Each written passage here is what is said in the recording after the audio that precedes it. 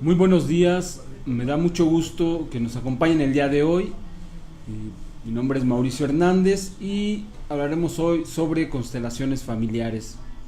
Quiero agradecer a las personas que estuvieron ayer en el taller que hicimos sobre obesidad, uno de los temas más controversiales, uno de los temas más actuales y uno de los temas que tiene más variables asociadas y que bueno, se vuelve una verdadera aventura entender cómo es que funciona, cómo es que las dinámicas que están involucradas en la obesidad también forman en algún momento parte de otros síntomas.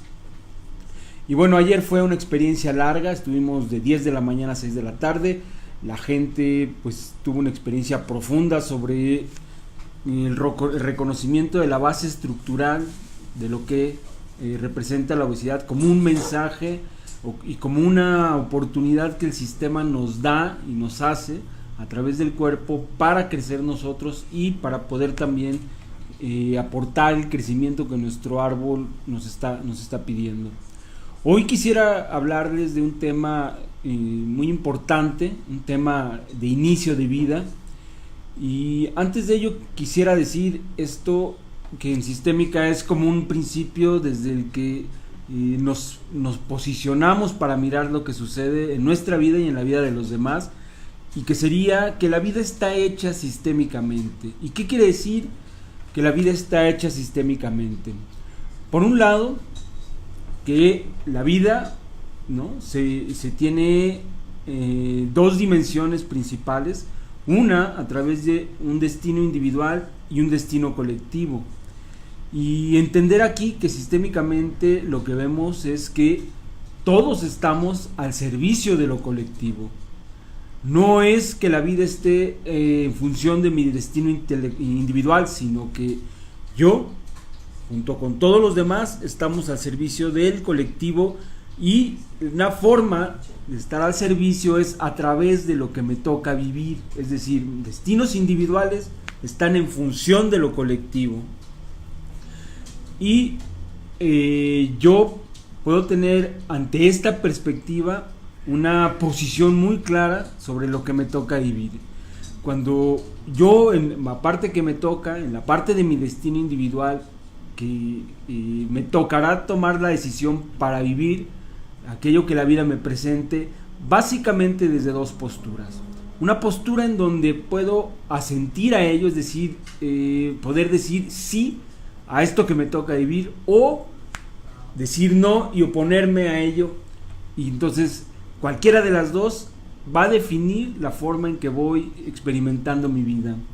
En Sistémica hemos visto que el asentir no solo es un requisito importante para mirar la vida como es, sino es la llave que me abre al agradecimiento, que me abre a la buena vida, y que además me conecta con la mayor fuerza de la vida. Y en ese sentido, cada vez que yo digo sí, hay una dimensión creativa que se abre ante mí, una dimensión creativa que me permite expresarme de otra manera, de tomar de otra manera lo que estoy viviendo. Y este acto creativo constante que me hace ser un transformador en mi propia vida está ahí disponible para mí, en tanto yo pueda decir sí a lo que me toca vivir, sí a lo que estoy viviendo. Y en ese mismo momento, cuando yo puedo sentir lo que se estará moviendo dentro de mi existencia, es que me pongo al servicio de la vida. Ponerse al servicio de la vida es una de las contribuciones más importantes que podemos hacer, sobre todo si lo hacemos de manera consciente, porque entonces efectivamente podemos volvernos ayudadores en nuestro entorno, ¿no? Ya sea que por formación lo decidamos, o simplemente dentro de nuestra familia, por ejemplo, que decidamos ser un pilar donde podamos aportarle algo a los demás, sin querer que su vida sea diferente, sin quererlos cambiar. Una vez que yo puedo asentir a la vida en general, a mí y a los otros, entonces tengo una posibilidad de ser un mejor ayudador en cualquier ámbito que me posicione. Ahora, hay una cuestión muy importante para entender ¿cómo es que yo puedo vivir este destino individual de una manera muy existencial y así contribuir al destino colectivo en un fluir muy armónico que me genera mucha fuerza? O si decido no hacerlo, pues bueno, el resultado generalmente es que ante la oposición se genera tensión, y entonces yo, en lugar de fluir con aquello que la vida me presenta, me peleo con aquello que me está presentando, pero eso no va a cambiar lo que me toca vivir. Lo que sí puede suceder con más certeza es que a mayor oposición hay mayor tensión, y me costará más trabajo resolver lo que tengo que resolver, gastaré más energía y sobre todo estaré atascado en una dimensión emocional donde es muy difícil resolver todo lo que me está sucediendo. Entonces, entender que poder asentir a mi destino individual también me lleva a entender que hay distintas dimensiones desde donde yo puedo interpretar lo que me sucede. La dimensión emocional, que vivida en la manera más sana, es decir, emociones que se viven de ciclo completo, que son muy cortas y que sirven para aspectos básicamente relacionados con supervivencia, es decir, las 5 emociones básicas, el miedo, la alegría, la tristeza, el enojo y el afecto, vividos como emoción primaria, me generan muy buena salud emocional. Cuando no son vividas así, sino que permanecen mucho tiempo en mi vida, o donde hay emociones sobredimensionadas, ya no me está hablando de una buena relación emocional. Cuando yo tengo mi filtro de lo que voy a vivir basado en estas emociones secundarias, no en las primarias, sino en las secundarias, es decir, aquellas que duran mucho tiempo, entonces difícilmente puedo resolver una situación en ese mismo nivel. ¿Y a qué me refiero? Cuando yo he vivido una situación en el pasado, por ejemplo una situación traumática, hay un recuerdo sobre todo asociado a lo emocional. Quizás ha habido un bloqueo porque lo que viví era muy fuerte. Si yo quiero resolver esa situación que pasó hace 30 años cuando yo era pequeño, pero lo quiero resolver desde lo emocional otra vez, es muy difícil, muy difícil, porque en ese nivel lo único que puedo lograr es contactar con lo que queda de la emoción, reconstruir hoy día desde mi perspectiva de adulto, y lo que me está contactando es esa emoción distorsionada, y lo que hago es dar movimientos en círculo, es quedar en la emoción. Por eso hay que ir a un nivel por arriba, un nivel distinto, y lo existencial es de manera gráfica, es lo más, digamos, lo más práctico, porque en ese nivel yo puedo entender que hay una serie de hechos que son vividos en algún momento de la vida, que por supuesto tienen emociones alrededor, pero que el hecho en sí no es bueno, no es malo, o sea, es un hecho que yo puedo describir. Ahora, entender también que cada vez que yo miro un evento del pasado, lo que hago es una reconstrucción del evento desde una posición distinta. Es decir, una vez que viví el evento, yo lo interpreté de una manera porque había un filtro emocional. Años después, y cada vez que lo recreo, estoy haciendo una reinterpretación de la primera interpretación. De manera que cuando hoy, en este momento de mi vida, trato de mirar este asunto, donde todavía percibo que hay una herida emocional, todo lo que está alrededor ha sido una reinterpretación. Entonces no puedo llegar al hecho principal, lo cual nos haría pensar que entonces no sería muy sano tomar una decisión o tomar una postura en este momento con tan poca información.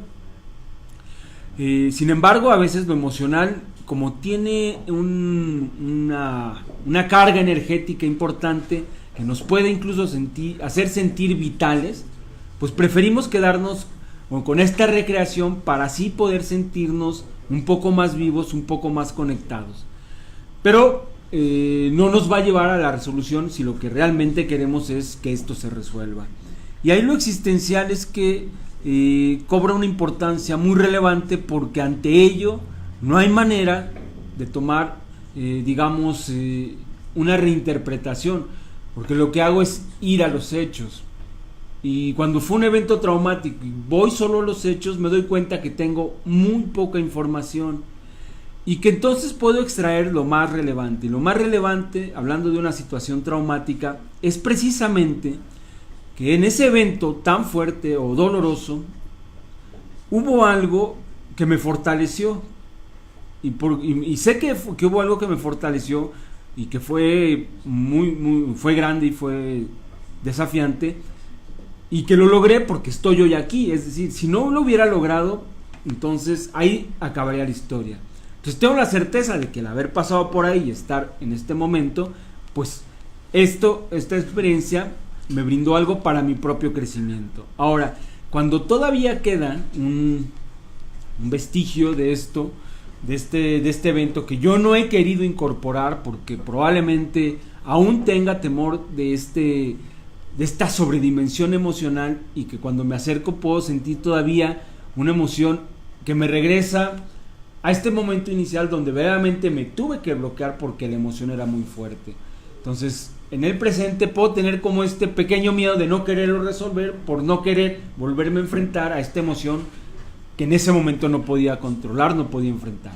Sin embargo, en la medida en que me acerco al evento, me acerco al hecho, me doy cuenta que en la descripción tengo poca información, pero aún con ella y sabiendo que fue un evento que me proporcionó fuerza, y ahora eventualmente podría saber que también me forjó el carácter y que también estaba dispuesto o estuvo dispuesto de tal forma que era un peldaño en el crecimiento que yo necesitaba pasar. Es decir, no era una cuestión azarosa, no fue una mala jugada del destino, no fue la mala fe de alguien sobre mí. Simplemente en el destino colectivo, los sujetos, las personas, somos tomadas para vivir a través de lo que nos toca, lo que este árbol necesita resolver.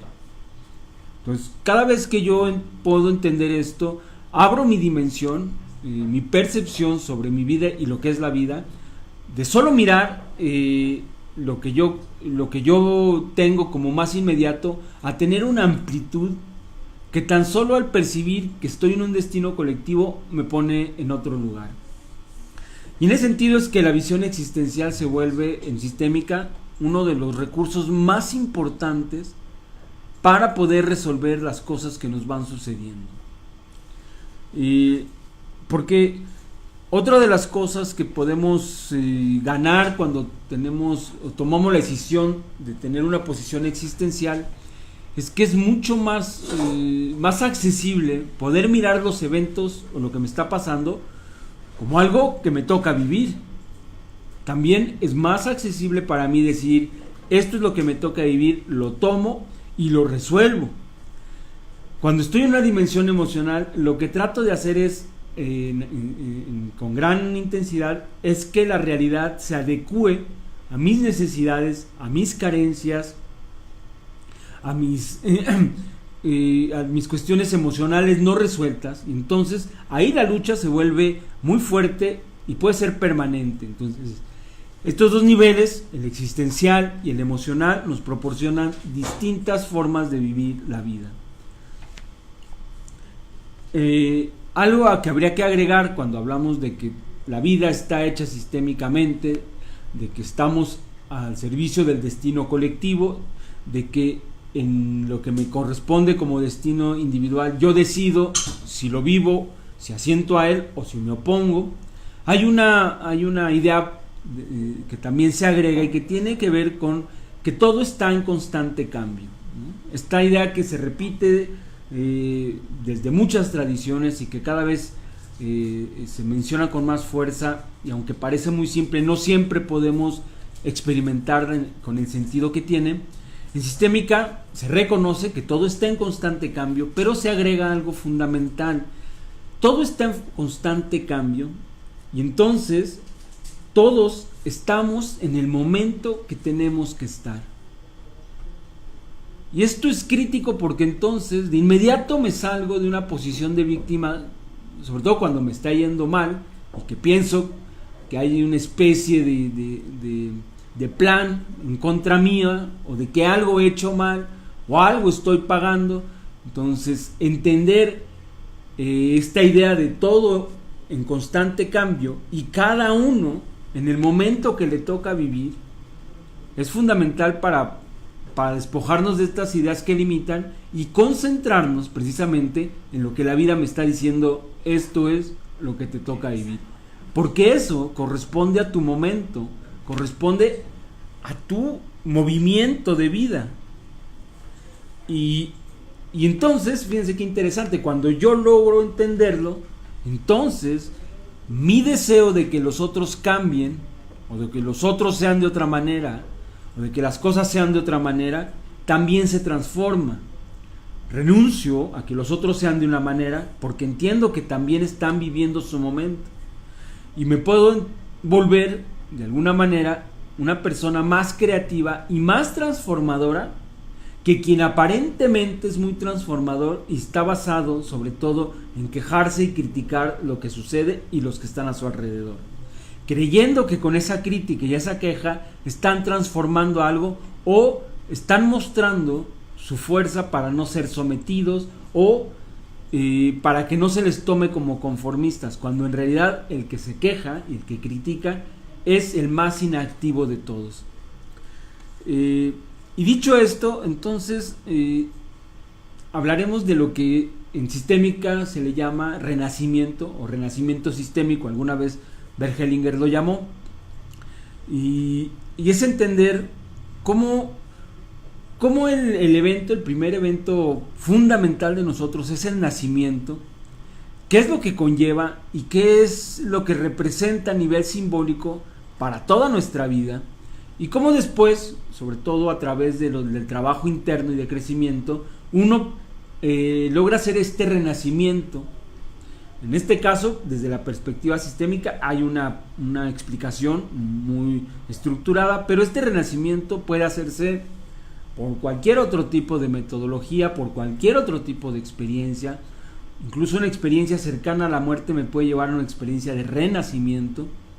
Un proceso de meditación profunda por años o de disciplina de meditación muy estructurada también me puede llevar a esto, etcétera. Hay muchas maneras de lograr esta experiencia de renacimiento. Entonces, hay que entender que el nacimiento es el primer gran trauma que vivimos. Es esta experiencia que nos va a plantear el primer reto, nos va a plantear esta primera enfrentamiento con algo desconocido, donde vamos a medir en alguna medida esto poder o no poder resolverlo. Es también nuestra primera gran toma de autonomía en la vida. ¿Y a qué se refiere? Pues que en el nacimiento, en el momento del nacimiento, llega el momento en el que el bebé tiene que ir solo. Es decir, hay unas contracciones, hay un impulso, pero hay un momento decisivo donde él va solo.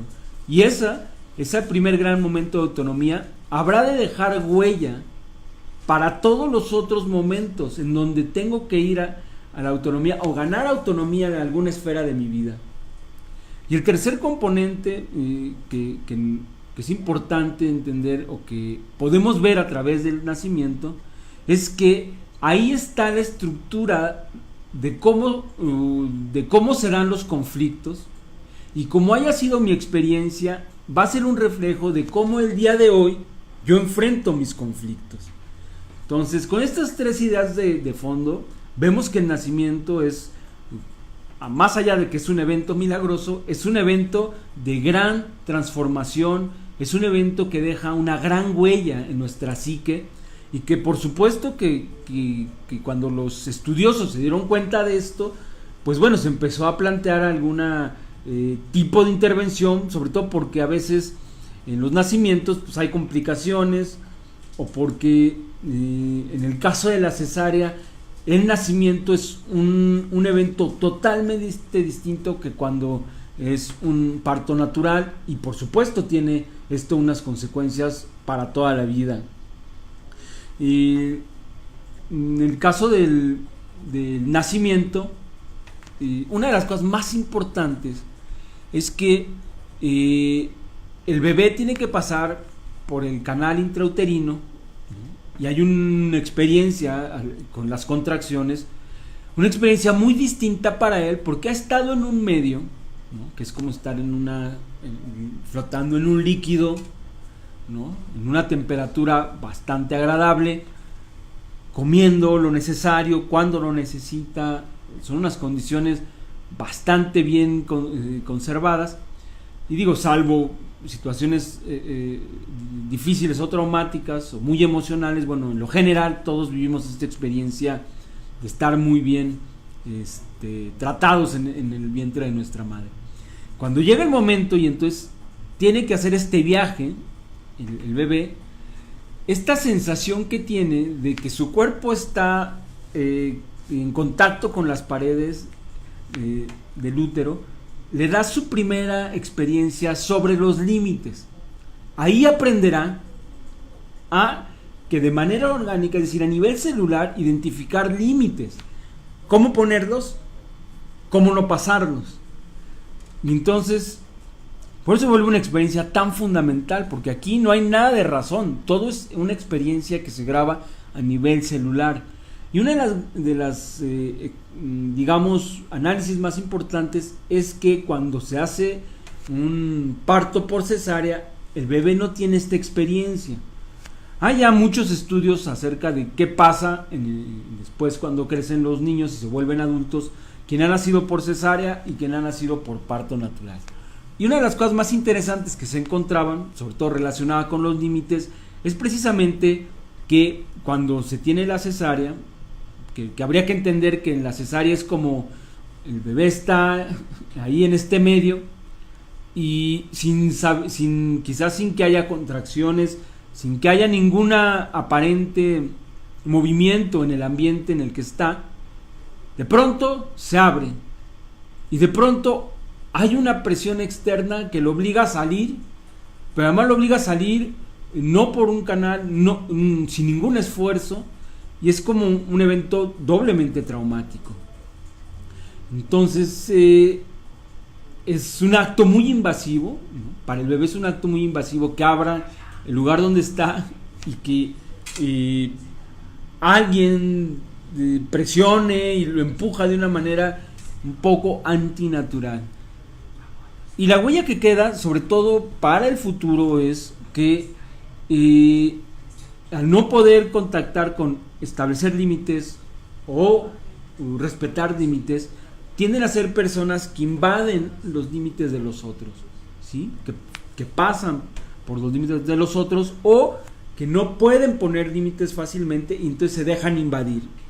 Entonces, o invaden a los demás o se dejan invadir por los demás. Y esto lo vemos muy comúnmente. Hoy en día es mucho más frecuente, sobre todo los niños, ya que están ahorita, digamos, en la edad primaria, pues casi todos, ¿no?, han pasado por una época donde la cesárea llegó a ser lo más común, aunque ahora hay un regresar a poder hacerlo de manera natural. Hay una gran generación, o diría bastantes generaciones jóvenes, que les tocó la cesárea, porque yo recuerdo cuando mi hija nació, pues lo que se hacía era preparar la cesárea. Digo, hay eventos o hay situaciones donde parece que por salud lo más adecuado era esto, pero se volvió una práctica donde los médicos ya programaban, hubiera o no hubiera riesgo. Entonces, esta es una de las grandes huellas que queda en este primer momento del nacimiento. Ahora, ¿cuál es la otra parte que nos muestra esta primera experiencia? Es la estructura básica de cómo se dan los conflictos y sobre todo va a quedar la huella de cómo los enfrento. Más adelante pues va a ir generando una serie de conductas, una serie de estrategias para cada vez que yo me encuentre en un conflicto.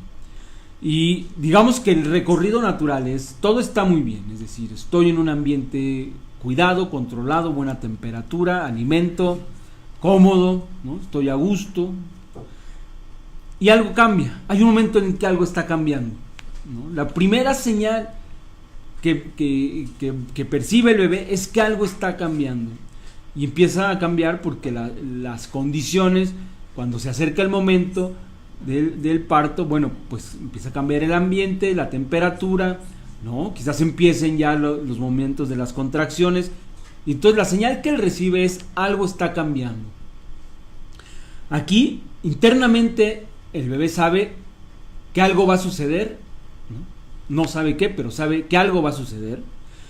Y entonces no hay resistencia, es decir, el que se mueva, ¿no? Puede ser interpretado como una resistencia, pero básicamente no hay resistencia y el bebé se deja ir, se deja llevar por el mismo movimiento que está sucediendo. En ese sentido, se estaría dejando llevar por el cambio que ya se anunció. Y ese dejarse llevar, al suceder, lo empieza a transformar. Y hemos visto que la primera gran transformación en este evento traumatizante es pasar por el canal intrauterino, contacto con, porque además es un contacto de su piel con el exterior, o con una, digamos, su primer evento de separación entre lo que es él y algo que está alrededor de él. Entonces, eso que sucede lo transforma. Y lo que va a suceder de inmediato, en la siguiente fase, es que ha pasado algo nuevo y él se abre a algo nuevo. Es decir, cuando un bebé nace, está abierto a eso nuevo que ha sucedido. Y esto es, si ustedes lo revisan, un camino que también nos habla de los conflictos en la vida. O sea, en la vida estoy en una situación que podría yo considerar estable, donde las cosas están más o menos, las percibo yo más o menos bajo control, o están ahí, no son amenazantes. Y pasa algo, se anuncia un cambio, y ese cambio, ¿no? Que en el fondo, al igual que en el embarazo o en este momento de nacimiento, le dice al bebé: déjate llevar. Es decir, cuando se anuncia el cambio, las letras pequeñas dirían: déjate llevar. En la vida de adulto, cuando se anuncia el cambio, puedo dejarme llevar. Sin embargo, conforme más vamos avanzando en la vida, esto se vuelve un poco más difícil, y ante el cambio generamos una reacción. Esta reacción está asociada generalmente con una resistencia. ¿Por qué? Pues porque pensamos que el cambio es desconocido, porque el cambio probablemente no nos favorezca, o porque no podemos mirar más allá de lo que se nos anuncia como cambio. El desenlace, etcétera, etcétera. Casi siempre lo que imaginamos después del cambio es una reconstrucción mental que está basada en mis propios miedos, en mis limitaciones, en situaciones anteriores que no logré resolver, y que yo ahora, ante solo el anuncio del cambio, puedo hacer esta reconstrucción total. Y no solo eso, sino tomar una posición y estar preparado. Y puedo estar preparado para lo peor, cuando probablemente el cambio lo único que iba a hacer era llevarme a algo mejor. Entonces, siguiendo esta ruta y pensando en un conflicto ya de adulto, después de que se anuncia el cambio, sé internamente, igual que cuando era bebé iba a nacer, que algo va a suceder, que algo va a modificarse. Y igual, si lo acepto como tal, esto que sucede me va a transformar. El cambio, o lo que sea que contenga ese cambio, me va a transformar, y voy a lograr, o voy a estar en un momento distinto. Y estaríamos viendo otra vez este ciclo inicial del primer trauma, también en los conflictos. Y si se dan cuenta, el comportarnos un poco como el bebé lo hizo, es decir, percibo el cambio, sé que me llevará a otro lugar, me suelto ante ese cambio que se ha anunciado. Al hacerlo, la experiencia misma me transforma y me deposita en un lugar distinto. Y bueno, aquí la pregunta sería: ¿cómo vivimos los cambios? ¿Cómo cada uno de nosotros vive los cambios? ¿En qué parte se atoran? ¿O en qué parte deciden oponerse o tener resistencia? ¿Y qué tantos resultados les ha dado el oponerse a un cambio, o el imaginar el desenlace probable de ese cambio que tanto temen, que tanto han podido vislumbrar en la realidad, esto que preveían cuando el cambio se anunció, y tiempo después, cuando pueden mirar ya con un poco de distancia todo lo que ese primer momento de cambio se les había anunciado. Yo diría que esos, o por lo menos en mi experiencia, pues las veces que se me anunciaron cambios, sobre todo de más fuertes o más profundos, y donde tuve resistencia a ello, pensando sobre todo que me estaba anunciando un desenlace de tal o cual forma, cuando pasó el tiempo, ninguno de esos desenlaces se parece ahora a lo que yo imaginé al inicio.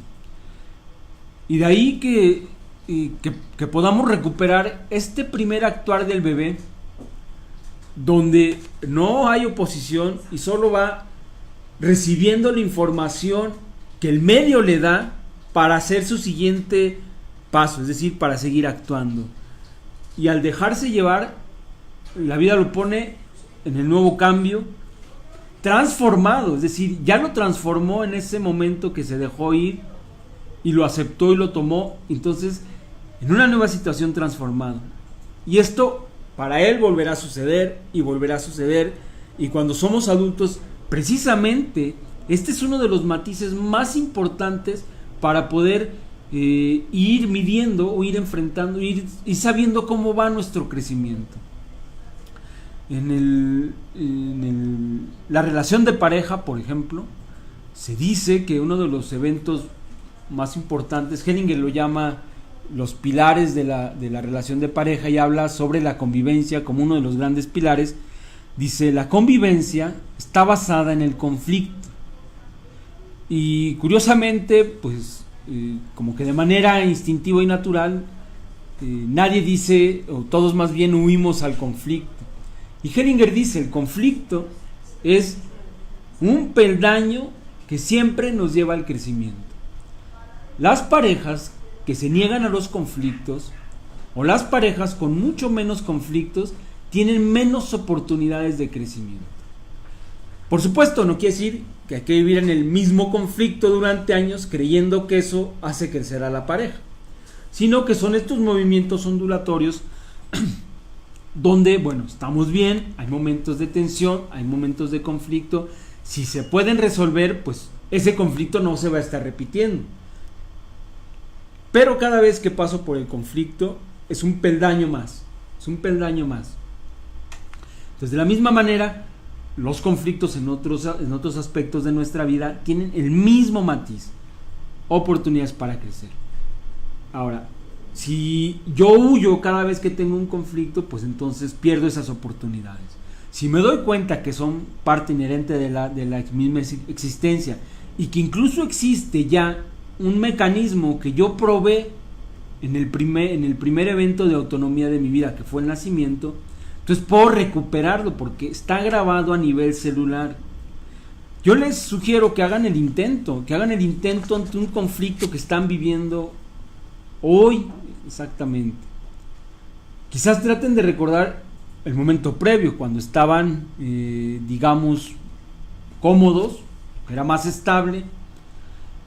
Después el momento en el que se anunció el conflicto, porque generalmente lo podemos percibir. Salvo un conflicto que se nos aparezca por un accidente o por una enfermedad y que se vuelve grave en ese momento, o algún tipo de estos eventos, pues casi todo lo demás, siempre los cambios tienen un anuncio y yo lo percibo. Que le haga caso o que no le haga caso es diferente. Entonces, les sugiero que hagan esto, vean este momento previo, vean cuándo se anunció, y después cuál ha sido su actitud. Es decir, ¿pudieron dejarse llevar ante lo que se anunciaba o se opusieron? Si se han opuesto al cambio, a este conflicto que está sucediendo, ¿a qué se oponen del conflicto?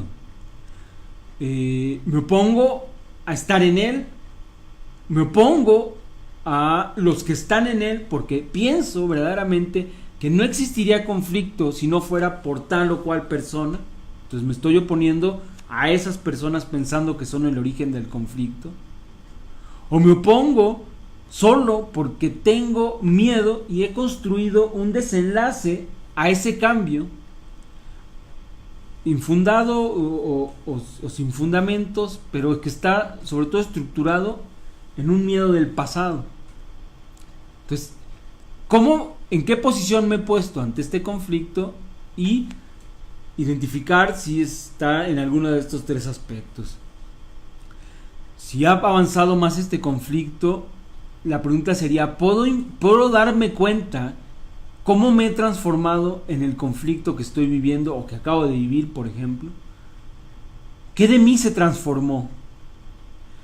Generalmente, si yo estoy anclado, porque puedo quedarme emocionalmente anclado en el momento previo al conflicto, y aunque está avanzando, yo en mi imaginario, muy infantil, estoy creyendo que con mi oposición el conflicto no avanza, y sin embargo ahí va. Es más, todos se dan cuenta cómo avanza el conflicto y yo en mi imaginario creo que mi oposición lo está deteniendo. Bueno, si estoy ahí, no voy a poder percibir cómo me está transformando. Y si he logrado pasarlo, bueno, con todo y mi oposición, sí puedo ya estar en el punto donde digo, bueno, algo se ha movido acá. ¿Qué es lo nuevo que se abrió para mí después del conflicto? O sea, ¿qué fue esto nuevo? Y sirva de experiencia, porque eso querría decir que quizás mi conflicto anterior fue muy difícil de vivir, hubo mucha oposición mía, hubo muchas complicaciones alrededor, pero entiendo que cada conflicto va a tener la misma secuencia, puedo prepararme para el siguiente y entender sobre todo las partes que me pueden servir de aliciente para resistir los embates en el conflicto, porque no es una experiencia siempre tan agradable, puede ser muy desafiante, pero entender, a mí me parece algo muy estimulante saber que después de este conflicto que estoy viviendo, algo nuevo se va a abrir. Es inevitable, es condición natural al conflicto. Y que depende mucho de mí, que yo pueda percibir y sobre todo experimentar esto algo nuevo como una oportunidad. Porque puede ser que pase el conflicto, se me presenta lo nuevo y yo estoy tan enojado porque ese conflicto no tenía que haber sucedido, o estoy tan enojado porque yo pienso verdaderamente que el conflicto lo generó él o ella o ellos y quiero que eso cambie, que no puedo mirar lo que está en mis narices y que es nuevo y que me dice solo tiene un sentido, que es avanzar en la vida. Y de ahí que podamos quedarnos por eso lo emocional nos puede hacer permanecer muy estancados en la vida o muy resistentes ante la que la vida nos presenta.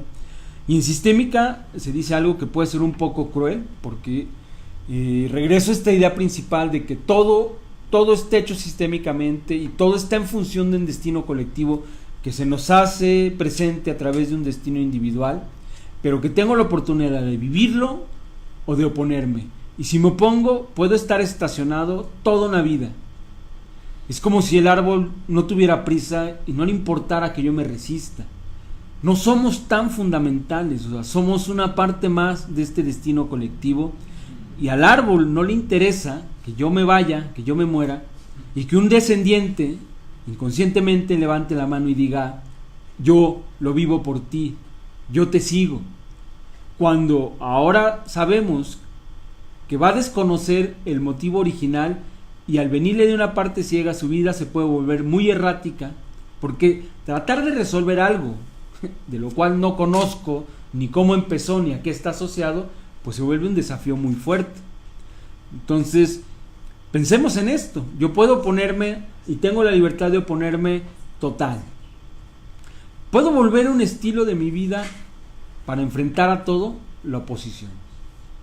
Puedo convertir a la queja y a la crítica como estos mecanismos que me presentan ante la vida, que me permiten interactuar con los otros.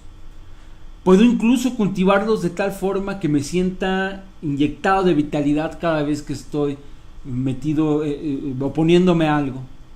Sentir que estoy vivo. Todo eso lo puedo hacer. Pero los resultados y la reflexión iría: ¿cuánto ha cambiado tu vida y cuánto has transformado poderosamente estando en la queja o estando en la crítica, estando oponiéndote a algo. Y bueno, y entender entonces estas elecciones que nos van delineando nuestro destino individual.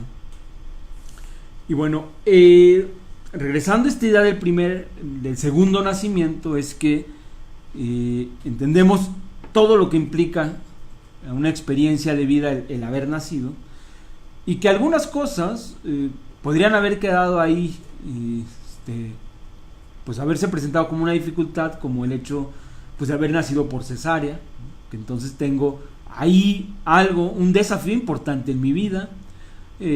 Los partos que son difíciles, ¿no? O que fueron asistidos ya hoy con menos frecuencia, pero antes con forceps, ¿no? O situaciones de dificultad cuando se enreda el cordón, etcétera. Todo esto va dejando una huella que no tiene que ver con que haya tenido mala suerte o con que alguien sea desfavorecido. En el gran contexto también tiene un sentido que habremos de experimentar y de resolver a lo largo de nuestra vida.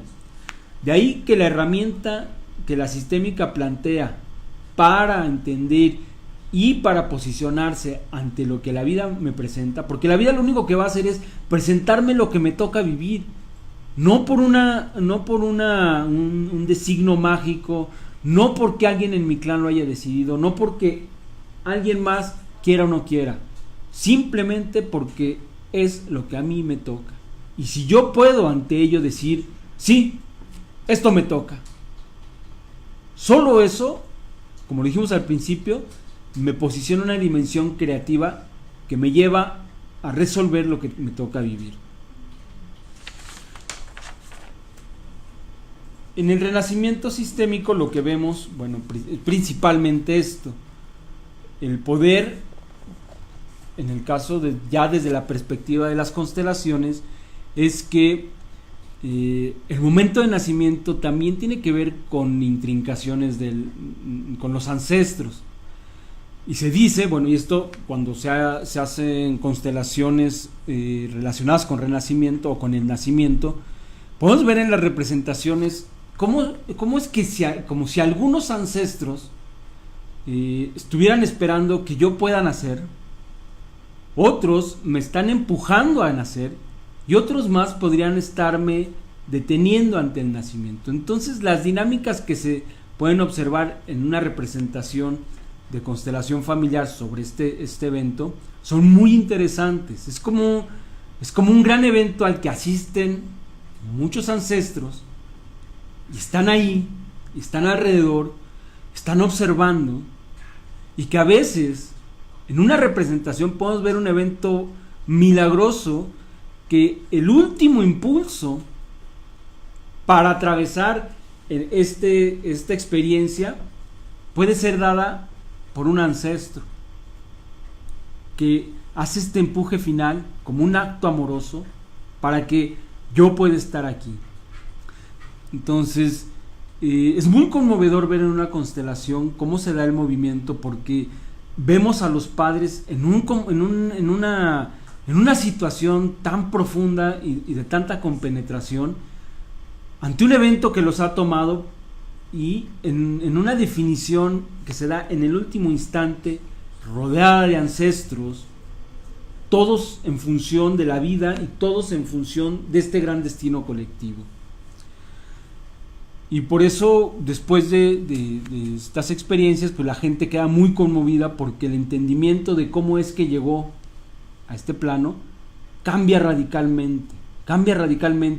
Es mucho más fácil sentirse agradecido por toda la fuerza, todas las fuerzas, todas las personas, todos los ancestros, por lo que tuvieron por cómo fueron tomados nuestros padres para que yo esté aquí. Y de ahí también que se diga, una vez que se tiene ya conciencia, que lo más difícil ya pasó, y que todo lo demás que está en mi vida ya me toca a mí. Ya no necesito ir a pedirle algo a mis padres, o no les necesito ir a pedir que sean diferentes. Ya me toca a mí.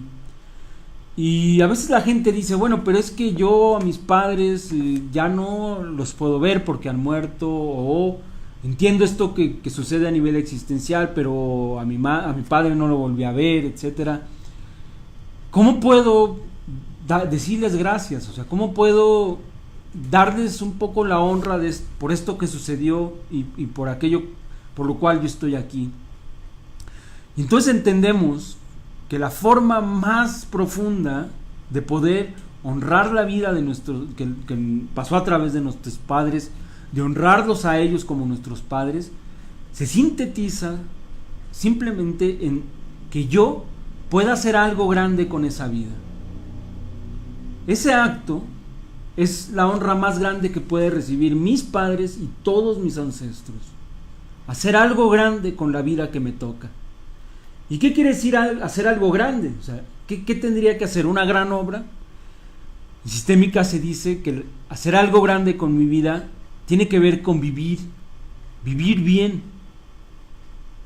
y después ayudar a vivir.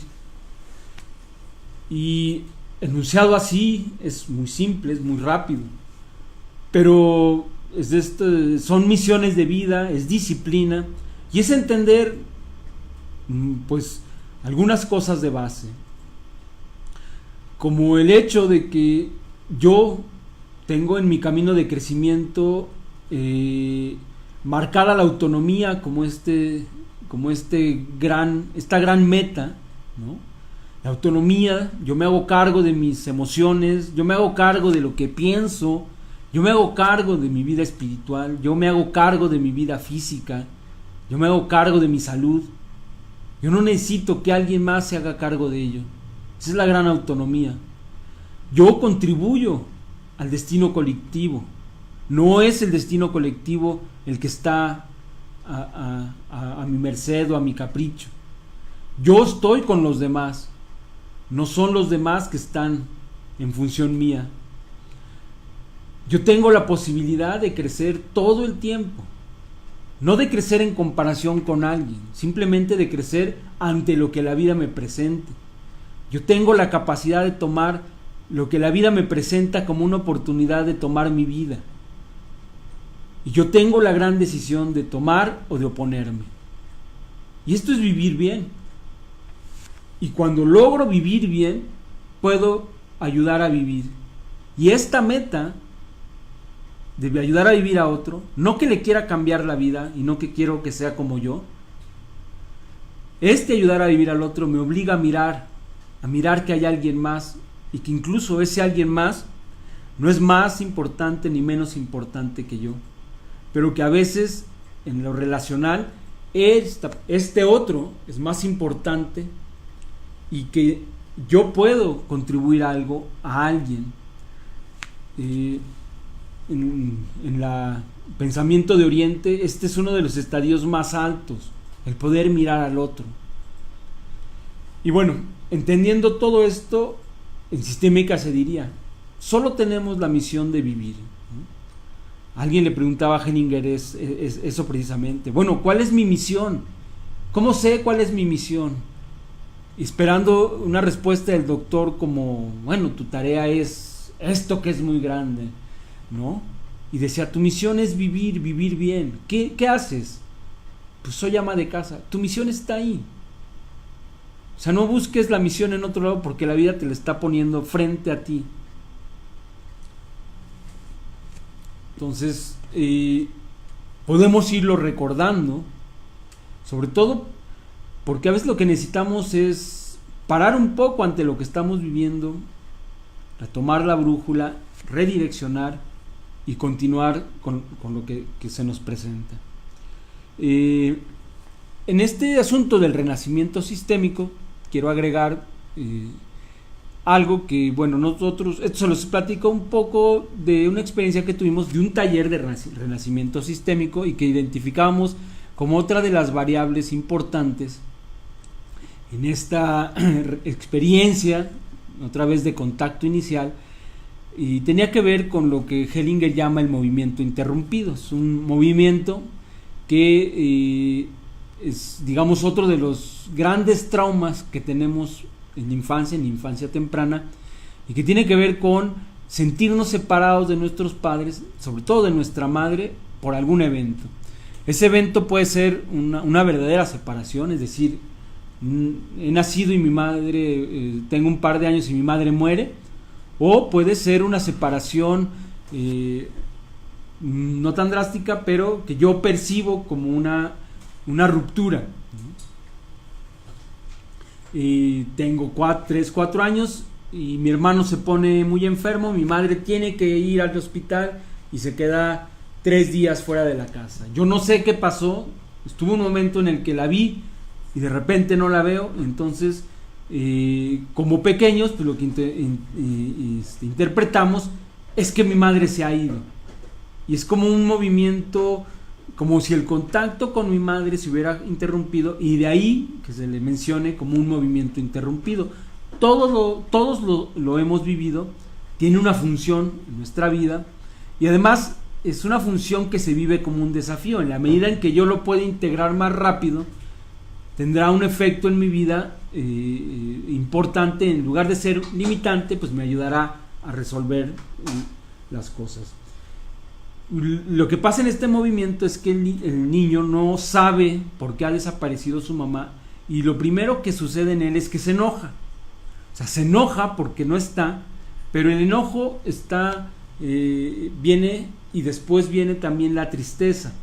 Entonces, esta combinación de emociones son perturbadoras porque generan o generarían respuestas distintas. Es decir, el enojo como emoción primaria le llevaría a defenderse, ya sea huyendo o atacando, y la tristeza lo haría retraerse para reponerse.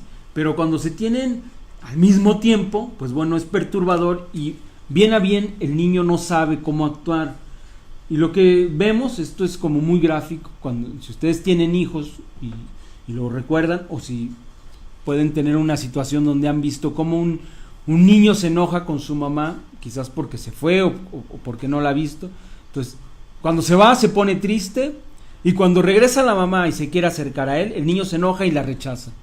Entonces, este es como una imagen muy clara del movimiento interrumpido. Es decir, me entristezco, pero cuando regresa lo rechazo. Y como evento traumático, pues va a marcar todas estas situaciones en nuestra vida cuando tengamos una relación similar con el dinero, con la salud, con nuestra propia pareja. Es decir, cada vez que yo reviva esta sensación a través de una experiencia con alguno de estos elementos, puedo actuar de la misma manera, ¿no? Mi pareja me puede enojar porque se ha ido, y cuando regresa, o sea, me puedo entristecer porque se ha ido, y cuando regresa me enojo y la rechazo, y entonces no puedo acercarme ahí. Pero también puede suceder con cuestiones como el dinero.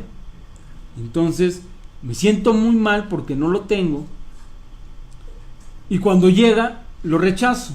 Entonces el vivir digamos, el no poder trascender este evento traumático hace que viva de una manera circular todas las situaciones semejantes. Es decir, me enojo, se acerca y lo rechazo. Entonces, como lo rechazo, se aleja, me vuelvo a enojar, ¿no? Me vuelvo a entristecer, por alguna razón se vuelve a acercar, lo vuelvo a rechazar. Entonces puedo pasar mucho tiempo en estas dinámicas. Incluso puedo tener ya anclada mi relación de pareja en una dinámica de este tipo, o en mi relación con el dinero también puede estar anclada en este tipo de comportamiento. Por eso es que se vuelve tan importante. Cuando ya se vuelve, digamos, ya está integrado y se vuelve un poco crónico, uno de los aspectos que más claros aparecen ahí es un tipo de neurosis con la que hemos aprendido a vivir, con la que ya estamos un poco identificados, porque es una conducta que me va a neurotizar. Es decir, se acerca, se aleja, me pongo triste, se acerca, lo rechazo, y entonces voy y genera un comportamiento neurótico. ¿Cómo termina este movimiento interrumpido? Hay muchas formas, hay mucho trabajo terapéutico, hay muchas metodologías. Desde lo sistémico, el camino tiene que ver con tomar a mis padres. Es decir, es a través de mis padres que yo puedo restablecer un movimiento interrumpido. Idealmente, si ahora un padre quiere hacerlo, se ha dado cuenta que sucede con un hijo pequeño, y esto es un poco más fácil que cuando uno ya es adulto y quizás ya no está con sus padres o sus padres no están en condiciones, pero si ahora a alguien le tocara como padre este trabajo con sus hijos pequeños, hay un fundamento de una terapia que bueno, se ha desarrollado mucho, que tiene que ver con el abrazo, el abrazarse y el abrazo a los hijos. Entonces, esta terapia, si mi hijo es pequeño, mi hija es pequeña, yo lo puedo hacer. Es decir, después de un evento de movimiento interrumpido, puedo prepararme. Bueno, preferencia es un espacio acogedor, donde no seré interrumpido, donde tendré por lo menos un par de horas para estar entregado al abrazo. Y puedo tomar a mi hijo, a mi hija en ese estado y abrazarlo, fundirme en el abrazo. Cuando el movimiento ha sido muy reciente, lo que voy a experimentar es una resistencia. Por eso necesito tener suficiente firmeza para no lastimar y suficiente amor para resistir. No necesito apapachar, no necesito dar palabras, es un abrazo profundo y silencioso. Y recuerdo, Hellinger comenta que en uno de sus talleres, una pareja de padres coreanos que tenía un problema con uno de sus hijos, que tenía alrededor de 6 años, les dice, el ejercicio es que los dos se van a sentar y en su regazo lo van a abrazar. ¿Cuánto tiempo? Les dijo, todo el tiempo que sea necesario. No le van a decir nada, no lo van a acariciar, solo lo van a abrazar. Dice que pasaron 2 horas. Y al principio, por supuesto que el niño se sintió incómodo, pataleó, empujó, tuvo mucha resistencia, y poco a poco esa resistencia fue cediendo hasta que el abrazo fue tan profundo. 2 semanas después le escriben a Hellinger y dicen, porque había un síntoma muy importante que estaba presentándose en el niño, dijeron, el síntoma ha desaparecido y nuestro hijo es otro. Es otro en relación a esto que habían vivido ya durante meses y que era una situación que no podían manejar. Entonces, esto para ejemplificar cómo es que en el reencuentro, en cómo resolver este movimiento interrumpido, viene a través de los padres, es fundamental. Cuando es pequeño, bueno, va a ser más fácil, pero ahora que somos quizás ya en edad adulta y que difícilmente pueda yo pedirle a mis padres que me hagan este abrazo, a veces se hace con un terapeuta, pero bueno, hay una serie de condiciones para que esto suceda. Lo que me va a ayudar precisamente es qué tanto me pueda yo acercar al abrazo. Yo me acerco al abrazo desde mi posición con mis padres. Y eso va a liberar este movimiento interrumpido. ¿Cómo sabré que lo voy sanando? Pues puedo mirar qué tanto, tantas conductas, o con qué frecuencia tiendo a tener este movimiento circular ante las cosas de mi vida. Es decir, me pongo triste porque se aleja y cuando se acerca lo rechazo. ¿Qué tanto de estos movimientos tengo? ¿Qué tantos impulsos neuróticos tengo en mi vida? ¿No? Eso me estaría hablando de qué tanto lo he resuelto. Y bueno, con esto quisiera concluir.